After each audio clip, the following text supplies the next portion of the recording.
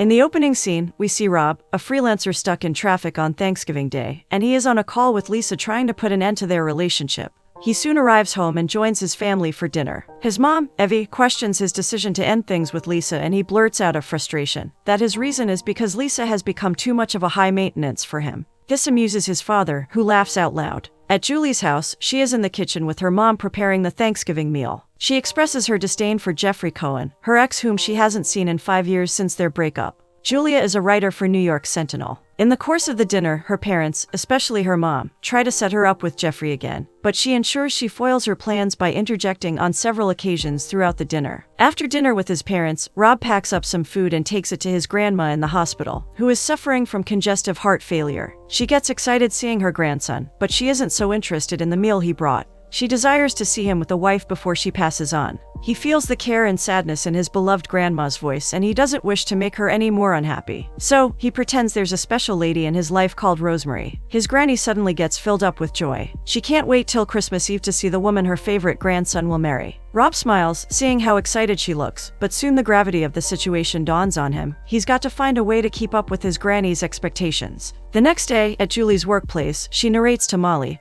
her friend and colleague, the incident with her mom setting her up with Jeffrey at their Thanksgiving dinner. Julie's irritation knows no bounds, because the meeting makes her wonder how she was even able to date Jeffrey for as long as she did. Soon, Huck Bailey, a sports writer, comes trying to make passes at her, but she suddenly blurts out she has a boyfriend, to keep him away. The unrelenting guy suggests she call on him, just in case her new relationship doesn't end well. However, Molly gets an idea from the scenario that just played out. She suggests that Julie try telling her mother the same lie she just told Huck, because it might make her mother back away from trying to get her into a relationship by all means. Later in the evening at a pub, Rob tells his friend the lie he told his granny just to make her happy, but the problem is he doesn't know how to magically manufacture a girlfriend before Christmas Eve. The guy tries to make fun of his situation, but they later suggest he check online for a temporary girlfriend. At Julie's house, her mother keeps going on about how much of an amazing guy Jeffrey is, and she intends on inviting him over for Chanukah, except Julie has someone else in mind. However, Julie is browsing through the internet on the same site Rob's friend had recommended to him.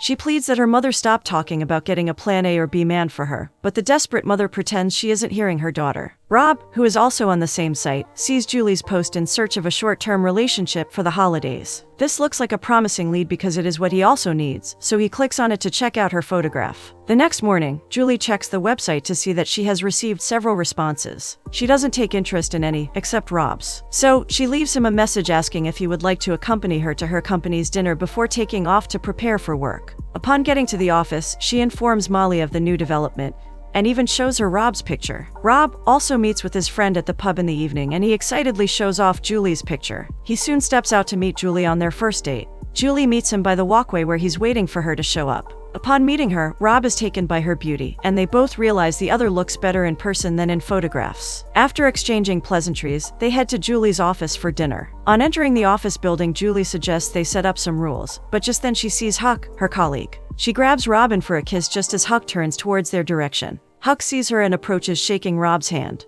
Julie introduces the men, but Huck can't help but ask her what she saw in Rob that he doesn't possess. He walks away from them using his hands to signal her that he's got his eyes on her. Rob finds the situation to be awkward, but she quickly apologizes, explaining that she has a situation with Huck and she just had to take the chance to keep him off. As they walk into the gathering, Molly announces Julie's new boyfriend to everyone's hearing. Julie quietly watches the drama she's displaying. Then she signals her friend. Rob isn't expecting the whole drama unfolding right before his eyes, so he asks if everyone needs to know that he's her boyfriend or if it's just Huck. Julie apologizes for everything, but then he has to prepare to meet her parents. They soon start dancing, and Rob begins to dance in a rather funny way, pushing Julie aside. Huck sees the perfect opportunity to make a mockery of her partner's dance moves. Even as she goes to meet Yob, he refuses to slow down with his dance, so she drags him out thinking he's drunk. After hearing her complain, Rob concludes that she might just be too much to handle, so he calls off their pretend relationship. Huck, who has been watching, sees the perfect opportunity for himself, so he runs to offer himself to Julie, but Molly steps in for her friend and puts him off. Rob gets home and puts a call through to his friend, but they are not pleased that he left Julie hanging. Patrick advises him to apologize and ask for a do-over. He walks over to his computer and writes her an apology letter, requesting another chance to show her he can be a decent and appropriate guy. Julie reads his letter full of smiles. She is happy that he's coming around at least. The next morning, they go on a second date in a cafe. Julie brings up some rules again, then she invites him to Chanukah with her parents. Without hesitation, he accepts. They also agree to attend any event together all through the holiday period, and then on the second day of January, they'll tell their families that their relationship is over. This would only work out if they can pull off the act until then. Kicking on the pretend relationship, Rob takes Julie to the hospital to see his grandmother before Christmas Eve. The weak-old lady looks at Julie in admiration as he introduces the women to each other. She invites Julie to sit beside her and she gushes over Julie's eyes, glad that her grandson found a kind woman who will make him happy. Julie also acts her part perfectly. After the meeting with Rob's grandma, Julie wonders why she is so loving. He explains that meeting her is his grandmother's dying wish, especially as he lied that he is the lady he intends to marry. Julie feels sorry that she has only a few more days to live and now understands why he responded to her ad on the dating site. She also explains her reason for opting for the pretend date is to come up with something to prevent her mother from setting her up with every available man. Their next date is with Rob's family. Julie joins them to hang an ornament on the Christmas tree, and everyone applauds her, but unfortunately, the ornaments drop crashing on the floor. The whole house gets silent upon seeing their grandmother's ornament shattered on the floor. Julie feels terrible and immediately apologizes, but they make it seem as if it doesn't matter, since the ornament has been in the family for over 100 years. Rob's mom asks Julie to join her in the kitchen while the professionals handle the tree trimming. While in the kitchen, she confesses that Julie made a big impression on her mother during their visit to the hospital. Then she breaks down in tears, wishing there's something she could do to keep her mother alive for as long as possible. Julie tries to console the crying woman by giving her hope that the doctors might have made a mistake in predicting how long her mother would live. But she mentions that in her vision, her mom's not going to make it. She is growing to like Julie more and more. Later on, while they are sitting to have dinner, someone knocks and the visitor turns out to be Rob's grandma. His mother is unable to repress her shock as she faints immediately. Her husband tries to resuscitate her while her mother reveals that her blood pressure and breathing mysteriously became normal this morning and she decided to come spend the holidays with her family. The whole family rejoices for the miracle, and Rob's mother attributes it to Julie's presence. She calls Rob to inform him that Julie has special powers which brought their granny back to life, and sternly warns him not to break up with her or else their grandma will perish. Grandma calls on Rob to give Julie a kiss under the mistletoe, and his mom grabs her camera to take a photo of her son kissing his girlfriend. After the dinner, Rob walks Julie home and he confesses she's a good kisser, promising her that such a situation will not occur again.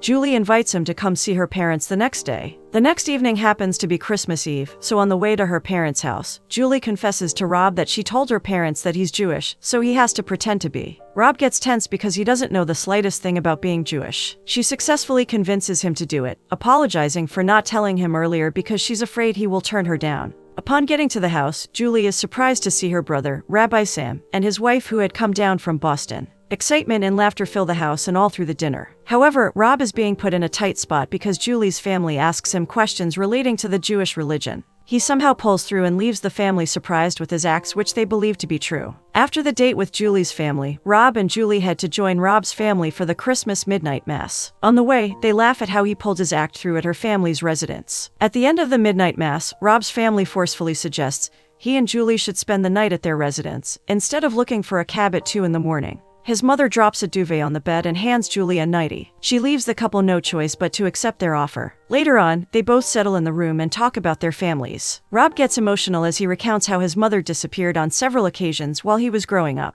The atmosphere gets tense. Julie mentions how she also broke up with her ex-fiancé the previous Christmas Eve. Later, Rob sleeps on the floor beside while Julie lays on the bed. On Christmas morning, Rob's family wakes up all set for the activities of Christmas. They hand presents to everyone. Ali's mom gives Julie a present. When she unwraps it, she sees the photograph his mother took when they were forced to kiss under the mistletoe. Grandma tries to start a discussion of them getting married already. Knowing his family too well, Rob suggests they leave for the city already. Upon arriving at the city, Julie can't help but admire Rob's family. She asks that he go with her to her theater party after they attend his friend Patrick's. Rob also promises to be with her at New Year's midnight no matter what. He hands their picture to her as she is about to get out of the taxi. Then, she invites Rob to see a play with her the next night before finally shutting the cab's door. The following day at night, Rob and Julie walk out of the theater. He talks about his dislike for the play he just watched, and in the course of their conversation, Rob requests Julie to make him happy by kissing him. Since emotions have been flying around already, she kisses him. The next morning at work, Julie's colleagues applaud her for her piece. Meanwhile, Rob also gets an offer to quit freelancing and work as a staff occupying the post of the new senior art director. Nolan, his boss, commends his good works and requests he gives the offer some thought. Later in the evening, Rob and Julie walk down the street heading to the residence of Julie's family. He happily informs her of the offer he got at work. She remembers they need to practice the harmonica prayer just in case he's told to perform it. Surprisingly, he bought the Jewish book earlier, and this time he is prepared. At Julie's family house, everyone chants the menorah prayer while Rob lit the menorah. Julie's mom even gives him a present. The next morning, Julie's mom receives a call from Rob's mother, Evie, who invites their family to theirs for dinner. Later on, the pretend lovers are at a cafe, wondering how to sort out the difference in their family's beliefs since their mothers are moving the plans forward without involving them. They are at a crossroads not knowing how to cover their lies. Upon getting home, Rob gets into a bit of a situation with his parents who are confused by his request to take down the Christmas tree because he's converting to Judaism all of a sudden. He confesses that he's converting for Julie and they'll have to let go of the tree if they want dinner with her family. To Rob's surprise, his parents accept his request. They believe it's a sign that Rob is taking his relationship seriously, and they will be having a wedding soon. Julie and Rob celebrate their little win at the pub, and the only obstacle is how to explain to her family why Rob is Jewish while his parents are not.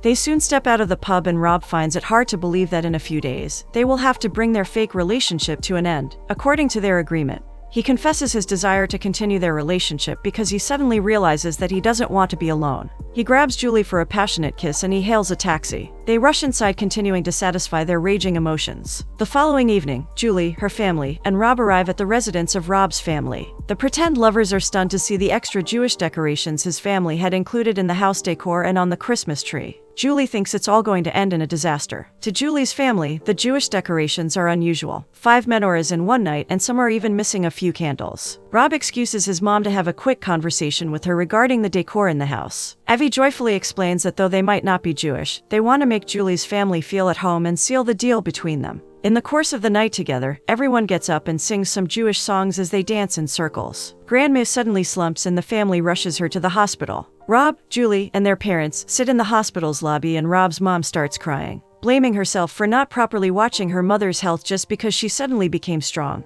Julie's mom moves to her seat to console her, but Ron's mom reveals how they all decide to make an effort to support Rob after he tells them his intention to convert. This is a surprise, but Julie's mom acts cool anyway. Seeing the turn of events, Rob decides to come clean. He explains that he's not converting, but he told that lie to get her mad and cancel the dinner with Julie's family, which, unfortunately, doesn't turn out as he expected. To the amazement of everyone, he confesses the truth about their fake relationship, which was a result of trying to make his grandma happy. The families experience a night of truth, with Julie also confessing her part in the pretend relationship to her mother, blaming her for pairing her with her loser ex-boyfriends when all she wants is to just enjoy the holiday period on her terms. Her mother finds the whole thing unbelievable because they simply do not want her to be alone on New Year's Eve after what happened at the last one. Julie apologizes for lying that her ex-boyfriend dumped her when she left him because she doesn't want to marry him. Confused by the whole scenario, Rob's father interjects, trying to clarify if they intend to get married or not. Rob foolishly blurts out that they are using each other. Julie doesn't like the sound of that, so she excuses herself. He follows suit immediately, revealing his disappointment in finding out she lied about her ex-boyfriend,